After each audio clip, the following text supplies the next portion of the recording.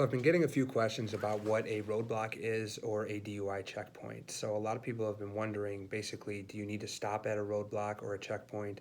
Can you turn around at a roadblock or a checkpoint? Do you have to say anything?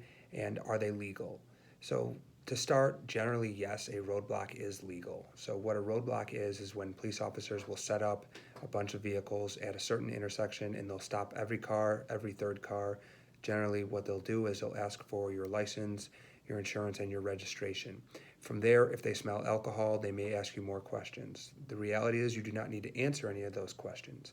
Yes, you can actually avoid a roadblock as well. However, if a police officer sees you pull a U-turn, it's late at night, and you decide to completely avoid that roadblock when it was clearly marked, they're going to follow you. And a lot of times courts will allow the police to pull you over and say that it was not an illegal stop. Do you have to stop for them? Yes, if you're going through that intersection and they flag you down, you do need to stop. Even an unlawful stop, you technically cannot resist and you cannot just drive right through. You'll get charged and you'll definitely get pulled over for that. Are they legal? Generally, yes, they are legal. Although police officers cannot pull you over for no reason, a roadblock is a very less intrusive way to pull people over. They're designed to be a quick stop and go. They're supposed to be random, meaning that they're not supposed to just point someone out and say, because you look like this or because you're a younger person, we're going to pull you over. It's supposed to be a set number of cars, either every car, every other car, every third car, every fourth car, something of that nature. Generally, what I would tell people to do is if there's a roadblock, do not turn around, go through the roadblock.